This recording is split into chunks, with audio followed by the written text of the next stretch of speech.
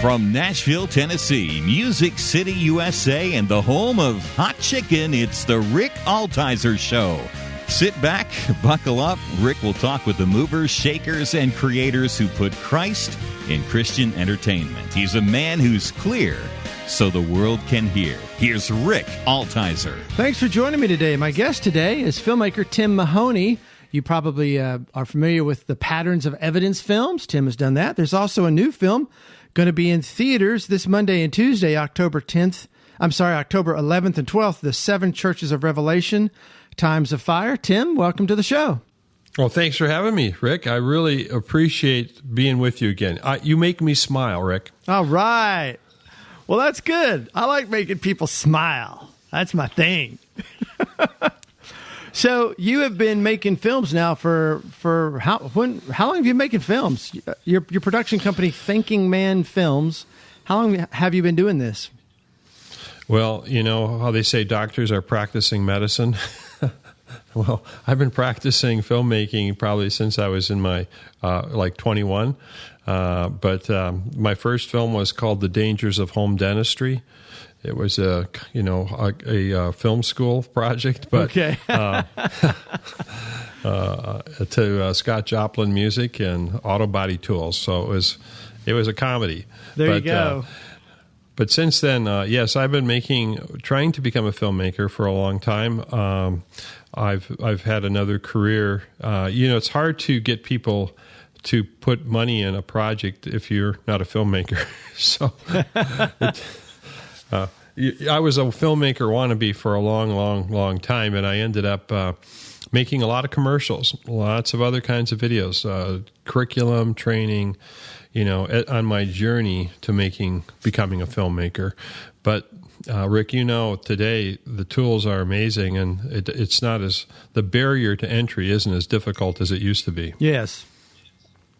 And I noticed, your first Patterns of Evidence was 2014. It was Patterns of Evidence, Exodus, about the Exodus. Was that your first major documentary? Yes, I actually had made two films prior to that that were an effort to get there. I mean, they were finished feature films on the same subject matter. But I remember coming back from I won the top award, and I was driving back from Colorado, and I just knew that this wasn't the right film. That I had made a film that I wasn't, that I didn't feel comfortable that it was what it was supposed to be. I think God had, put on my heart that there was more that could have been done, and so that film took the film that I will say is my first real finished feature film is called Patterns of Evidence: The Exodus, and that film took 12 years to make, and as I said, along the journey there were two. Films that were made that the genesis of that idea came from. And Patterns of Evidence, The Exodus, that was in theaters. That was a Fathom event. Is that correct?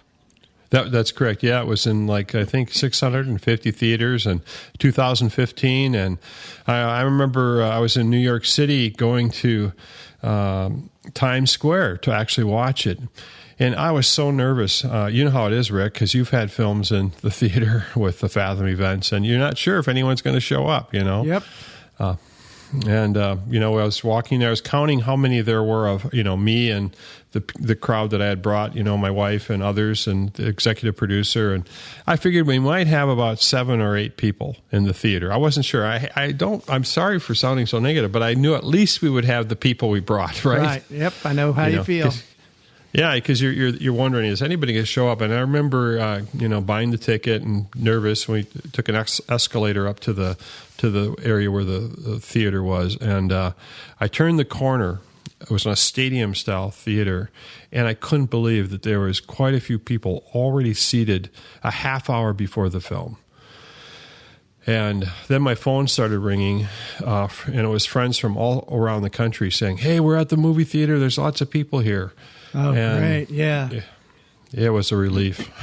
Yes. Amazing. And that was in New York, too, which you wouldn't normally think Christian films would well attended in New York. Right. It was in Times Square. Yeah. I was like, well, where did all these people come from? Amazing. And I remember seeing that as well. And then in 2019, you put out the Moses controversy. And Right. talk a little bit about, excuse me, talk a little bit about, just the genesis of the patterns of evidence, what led you to it, and kind of giving it a brand, the patterns of evidence, and then you can do other films from that. There's been 3 in that series. And can you talk a little bit about that? What led you to do that? Yeah, absolutely. And actually there's 4 in the series right now. But what happened was that this positioning of the title, Patterns of Evidence, I really feel was inspired. We were trying to figure out a name. What are we going to call this film? And I also had a sense, because what was happening was that during the 12 years that I was trying to finish the first film, Patterns of Evidence, Exodus, we were getting into so much more content of evidence for the Bible. And, as I told you, that journey of me driving home from that event where I won this award for the film in between, I could see 3 different films in the film that I had made. I knew that there was more here, and that was then sort of stepping back and saying, well, what are we looking for? And I could see in the Bible there were events that were mentioned. And so what we started to do is to break out these events and said, well, for example, let me explain. Joseph, the Bible in the beginning of the Exodus, Joseph, the son of Jacob, the son of Isaac, the son of Abraham, this family, Abraham, Isaac, and Jacob, this family, Joseph was sent to Egypt, and, he was sold as a slave by his brothers, and he ends up, getting eventually going to prison, and eventually then interpreting the Pharaoh's dreams and becoming the second in command. So the question then was, is there any time in Egypt's history that you see this possibility of a person like a Joseph being there? And is there any time in Egyptian history where you see Semitic people, which the Jewish people are, they're from the Semitic branch ethnicity, where they would have come into the area where the Israelites were recorded to have come? And what we ended up finding out was that there was a very specific time in history when this happened. The only time really in Egyptian history when there's this kind of people, and they came in exactly where they're supposed to be, and they grew into a large number of people. And that first film, then, it was through the process of making that film that we started to come up with a technique, which was just that. What is the pattern? A, B, C, D, E, F. Can we find that pattern in archaeology or in history, in inscriptions? And that became the basis for a whole style of making a film. And so you started that. You said the first one, the Exodus, was 12 years in the making, right? Which then would have put that back around 2002. So you've been doing this now for almost 20 years. Focusing on what kind of evidence do we have to support Old Testament? And it seems like you've been focusing on the Exodus. You had the second one was the Moses controversy. Did Moses write, right. the Pentateuch? And then the Red Sea miracle was a 2-part. Is that correct? Yeah, that's correct. It was part 1 and part 2. And you asked the question that I'll get back to here is like, well, the Moses controversy and how did that happen? That film the Moses controversy was not on the list of things I was going to do. And what I decided early on at praying was that I could see that there was a huge body of work, a huge opportunity to take this patterns of evidence approach much further along. And I have been filming now and have made, I think, close to 250 to 300 filming events, where we create a folder and we basically go out. You know how it is, Rick. You go out and you film, you travel, and then you bring all that footage and put it into a big event with you categorizing, all the different things you've done. Well, I've had almost 300 of those. Wow. Multiple trips to, Egypt, Israel, Jordan, Saudi, all over Europe, America, all these different kinds of trips where I could see a number of patterns. There's a whole group of, throughout history.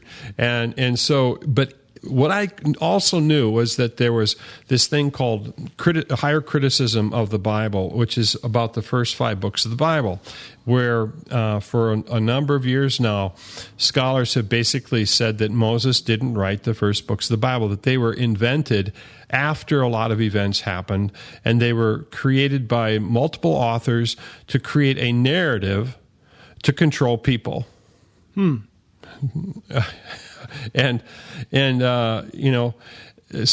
I don't believe that, and I think what we're seeing is that I knew that I had to deal with the controversy over Moses and his authorship, and in the midst of all this came what I think is remarkable is the fact that I heard that scholars were talking about the fact that the alphabet was discovered in the Sinai with writings of it, but the people who created the alphabet were not Egyptians, but they were using Egyptian hieroglyphs.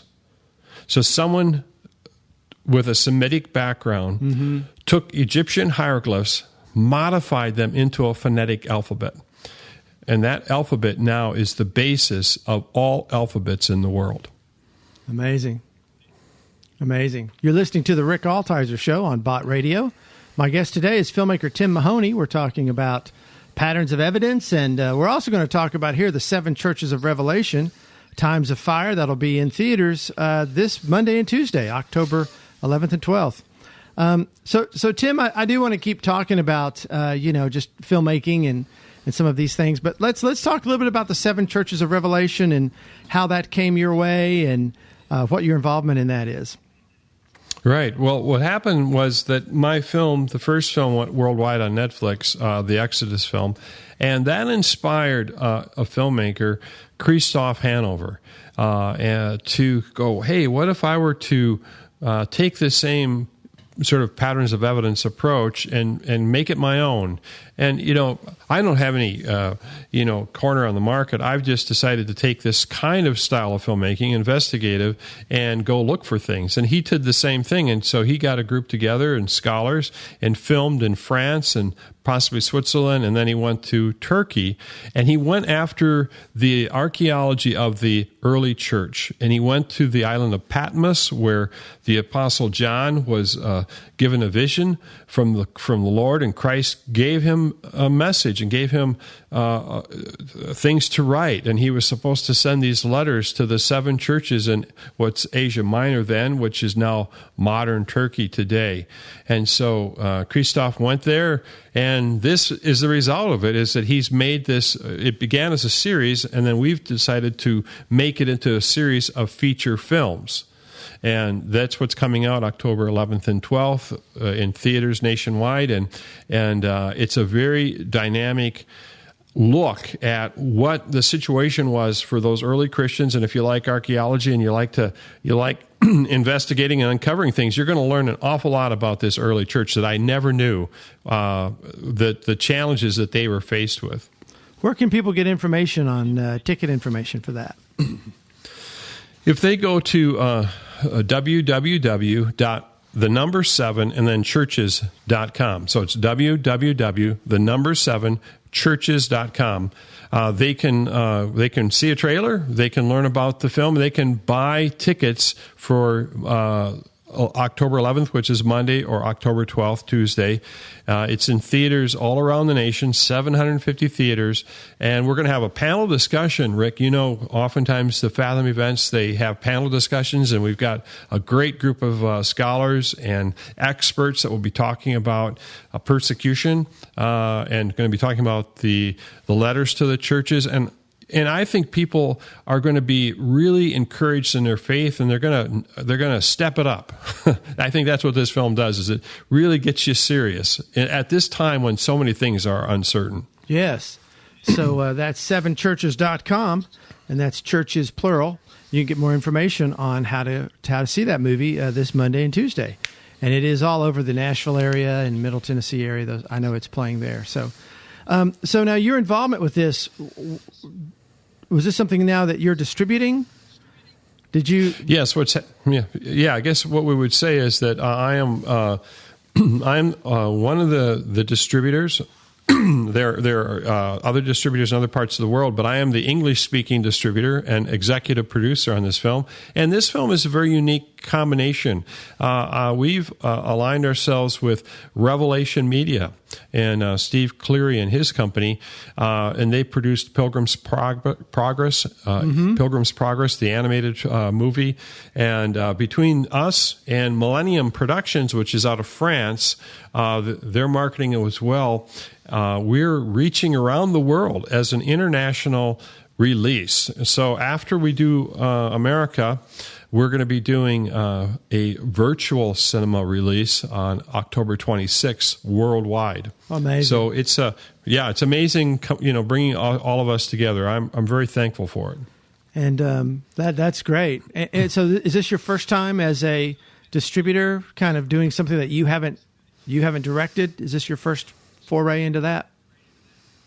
It is, yeah. Everything I've done has been something that I was the director, or pretty much the main focus. So I'm the executive producer. It's been my involvement to turn it into a feature, but I didn't really. I was just a guiding force, which I think is what's going to be happening more for me in the future, Rick. I think I'm going to be working with people. In fact, I'd love to work with you on projects in the future with other filmmakers, and I've got different filmmakers who are who've got projects, but they don't have the whole package together. And I've just because of my marketing background and because I've had to survive, it's really about survival.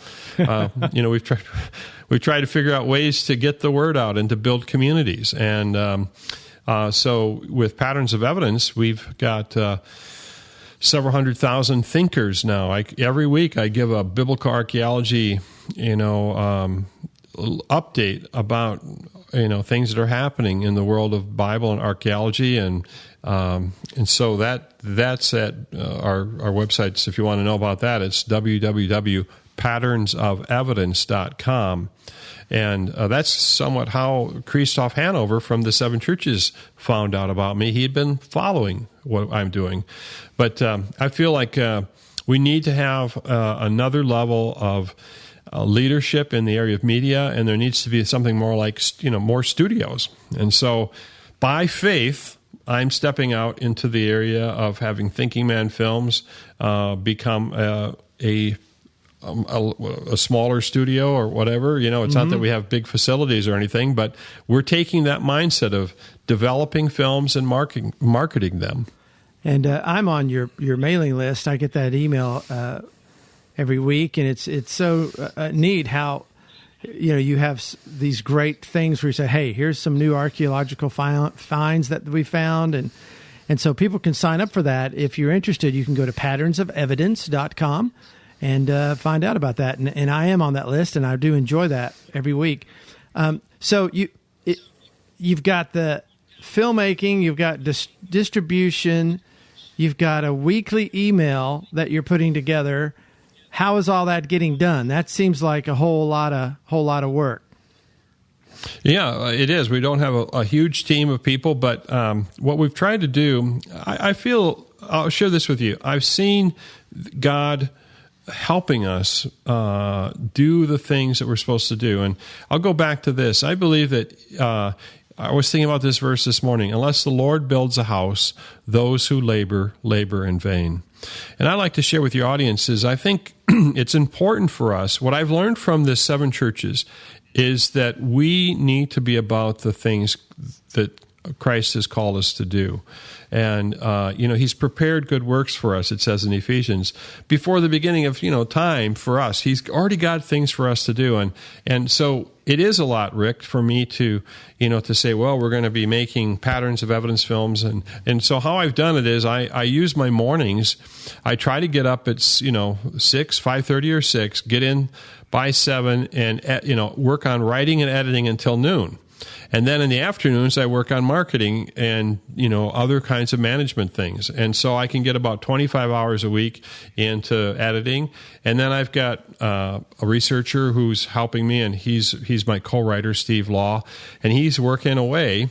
And then I have a sense of direction for things, and so I'll put that in. Then I've got a couple of editors and then a marketing department, and it's just been this step by step by faith. And I think that God has called us to do different things, and I know He's put a calling on your life, and you've made, I think, some of the best documentaries with the story with Russ Taff, and then Show Me the Father. I mean, that is brilliant, and God's hand is all over that. And it's Praise the Lord. The Lord's hand is on you, Rick, and I think that I know you just want to do the things the Lord wants you to do, and that is so important. If I could say anything to anybody, it's basically don't waste your time, first of all, by being distracted, but find out what God wants you to do, and then do it. Mm-hmm. And the Kendricks always talk about the good idea versus the God idea. There's a lot of good ideas out there, but what's the God idea? What is it that God wants us to do? And that's amazing. You do have. So you say editing? Are you video editing as well? Are you doing the editing as well? Yeah, what's happened is my desk now is set up as a creative workstation. So I've got my own microphone set up and editing, and we have a big library. We use something called KeyFlow, so I can have 20 years of archival footage at my fingertips. And then we use lots of transcriptions. So when we make a film, we have an outline, and we just start working through it. And it's just, it takes a lot. It looks really rough in the beginning. But I found that, I technically knew I had edited before. I'm not a finish editor, but I'm a creative. And the main thing that we're trying to do when we're making these films, as you know, is you're trying to figure out, well, a couple of things. One is, obviously, what is the Lord wanting the film to become? And I'm trying to artistically come up with a shape for the film. Does it have something that will project it into the journey? And I'm if people don't know the kinds of films that I'm making, patterns of evidence, I'm on a hunt for something. And I'm searching for evidence of the Bible. And I'm taking risk, as it were, that, what if you don't find the evidence for the Bible? Does that mean it's not true? And I let people tell me that it's not. And then I say, why do you why do you believe that? And I take it as far as I can take it. And oftentimes I find that the answers that people give for the Bible, not believing in it, aren't very strong. If you start looking at it and I start showing you patterns, that's why our films are, I think, as popular and as comforting and as encouraging as they are, because I have to tell you, there is so many patterns of evidence that show God acting in history. It boils down to more willful not wanting to be accountable to God in my mind. And I'm going to become more serious about the edge that I put on films as well as we move forward here, because I think that there's a bit of rebellion that's going on. I'm being Sure. kind here, Sure, but it's hatred to God. It's what it is. Which is our natural state. The flesh is at enmity with God. That's a war. That's hatred. That's naturally how we respond to God. So that's a whole other theological thing we can talk about. I'll just give you this. The 7 churches of Revelation, which we've been talking about, is going to be in theaters on Monday and Tuesday. But Ephesus is the location where the book of Ephesians was sent. And I'll just say this in chapter 2, very interesting. I've been really thinking about this, Rick, and it says, as for you, you were dead in your transgressions and sins, in which you used to live when you followed the ways of this world and the ruler of the kingdom of the air, the spirit who is now at work in those who are disobedient. I'm like, Man. wow. Well, isn't that powerful? You can see this movie coming up this Monday and Tuesday, the 7 Churches of Revelation. You can get info on that by going to 7churches.com. You can also find out more info on Tim by going to patternsofevidence.com. And Tim, can we do a part 2? We're out of time. Can we do a part 2? Yes, we can. Yeah, I'd love to come back. So tell you what, guys, we're going to come back next week with Tim. Tim and I will just stay here. This is pre-recorded. But Tim, thank you so much for being on the show today. Thanks, Rick, for having me. If there's a show you've missed, you can go to my website, rickaltizer.com, and catch up. Or you can listen to my podcast in iTunes or wherever you hear your podcasts. Just search for The Rick Altizer Show. Altizer is spelled Altizer. I want to thank you for listening. Hey, would you tell a friend about this show and share the love? Be sure to check us out again next week as we discuss how we communicate the gospel through media to our culture. Let's be clear so the world can hear. I'll talk to you next week. Thanks for listening.